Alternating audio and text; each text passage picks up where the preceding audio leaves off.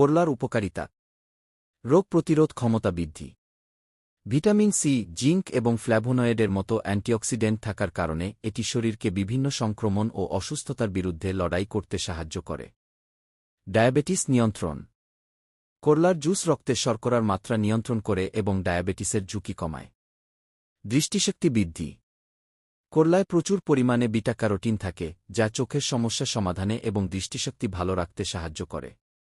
ওজন নিয়ন্ত্রণ: করলা ফ্যাট সেল কমাতে এবং নতুন ফ্যাট সেল তৈরি হতে বাধা দিতে পারে, যা ওজন কমাতে সহায়ক। কিক্ত পরিষ্কার করা: নিয়মিত করলার রস খেলে কিক্ত পরিষ্কার হয় এবং উচ্চ কিক্তচাপ কমে। হজম শক্তি বৃদ্ধি: এতে থাকা ডায়েটারি ফাইবার হজম প্রক্রিয়া উন্নত করে। করলার অপকারিতা: হজমের সমস্যা: করলা হজম করা বেশ কঠিন হতে পারে। বিশেষ করে যাদের সুস্থ পাচনতন্ত্র নেই, তাদের ক্ষেত্রে এটি বদহজম, গ্যাস বা পেট ফাঁপার মতো সমস্যা তৈরি করতে পারে।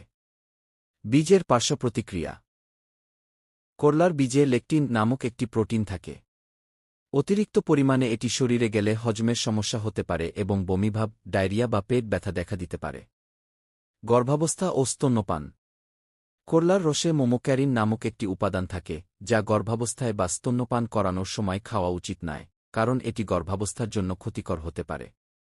লিভারের সমস্যা: লিভারের সমস্যা থাকলে করলা খাওয়া উচিত নয়, কারণ এটি লিভারের উপর প্রভাব ফেলতে পারে। কিক্তে শর্করার মাত্রা বেশি কমে যাওয়া: ডায়াবেটিসের ওষুধ সেবনকারীদের করলা খাওয়ার আগে চিকিৎসকের পরামর্শ নেওয়া উচিত, কারণ করলা রক্তে শর্করার মাত্রা আরও কমিয়ে দিতে পারে।